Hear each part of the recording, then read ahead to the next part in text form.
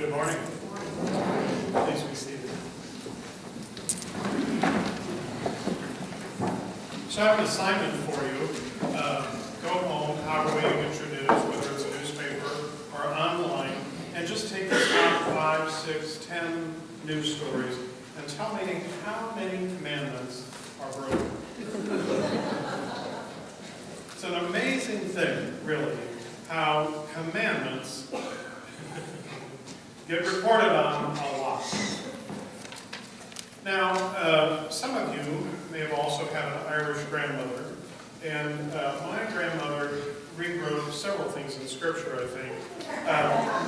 One of which she wrote was the 4th commandment, which was honor your grandmother. And all else will be fine. The truth is that commandments 4 through 10 are not really news. They weren't news to the Israelites. There were other codes of law, and they kind of helped people get along with each other. And they made common sense.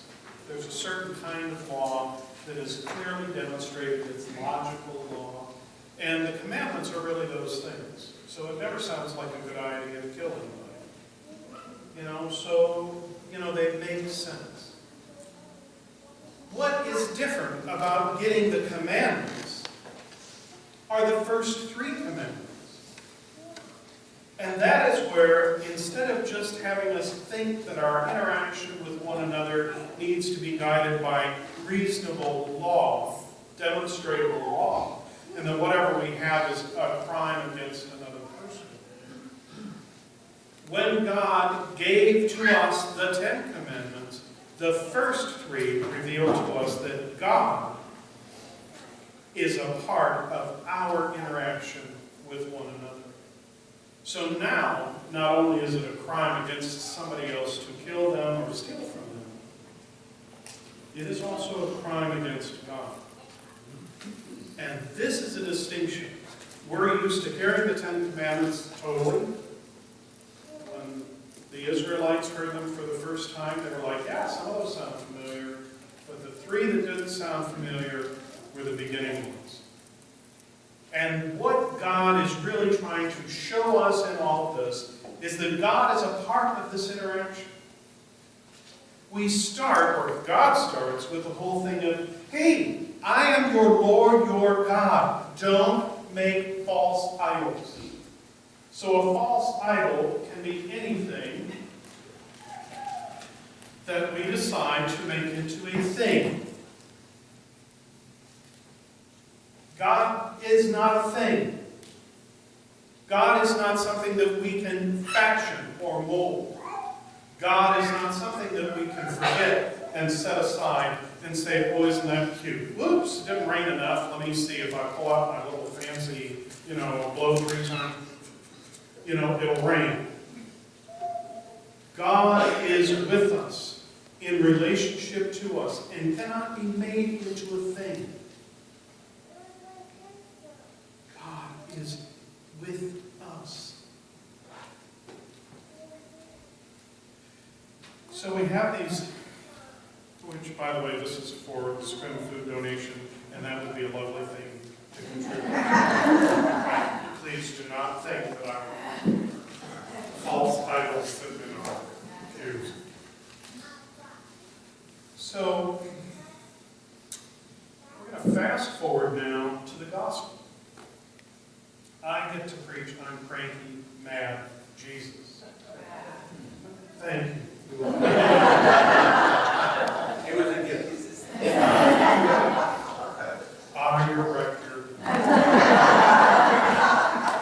Yeah, it goes. So the deal is, what has really gotten Jesus upset about this is the place where people should be able to go and have a Sabbath. Sabbath is about opening space in our lives for God.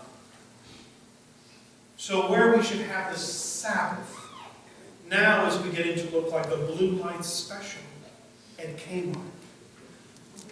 There are certain laws that they've made because in the temple you could only use certain coins, and people, of course, didn't have those coins, so they had to change their money out. All right? And then, of course, they wanted to buy something at the temple, because who wants to drag a sheep to the temple when you're walking from Port Ludlow? You know? It's just easier to get one at the temple. And somebody sat down and said, hey, I can make this easier. Maybe make a little dollar or two. So the back of the temple now looks like a mart. And people are back there changing money. Yeah, how was your day? Yeah, I had to buy a big sheep today because I, coveted my neighbor's, other sheep or something. It's like, where is God? Where is God? That's why Jesus is so mad. It's like, you're missing the point. You're following what you think is the law. But you've made God a thing. Well, yeah, of course, you had to use the right coin. Big deal. Well, you had to get a big sheep. Get a skinny one. Hey, don't even use a sheep. Leave them alone. Come with a contrite heart. Open your heart. It's not the big pigeon you have to sacrifice. Where is God? It isn't in the exchange. It's in the interchange of us with one another. When we love God above all things and our neighbor as ourselves, Jesus tells us very clearly, you have just done what you're supposed to do. Now, we're the ones that have a problem with that, and we actually make an idol out of all the laws of love. Who gets, do we love that person on this day, or is it Tuesday or the third week, the fourth month, or the second, or whatever. Love God. Love your neighbor as yourself. In that, you will find God. In that, you will find God. It isn't about changing money and using the right kind.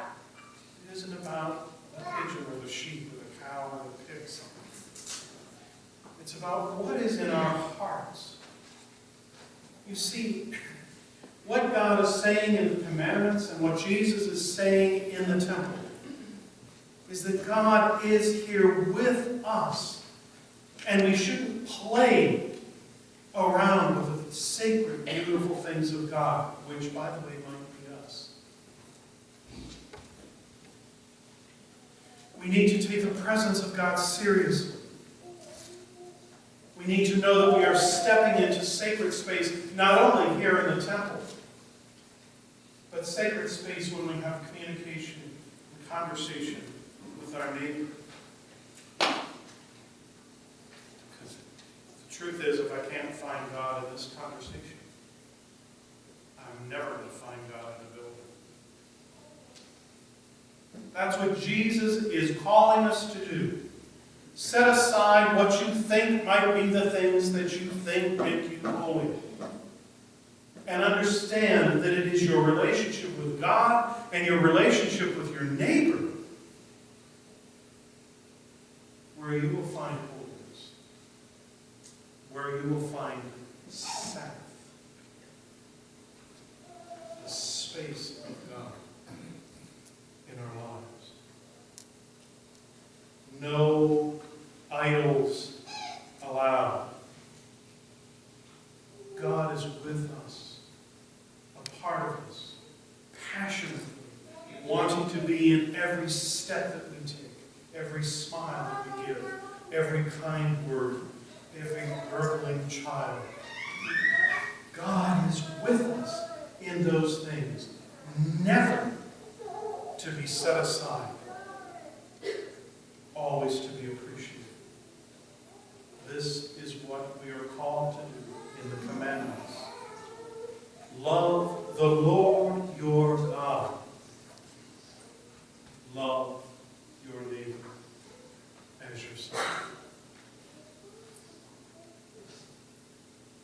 God.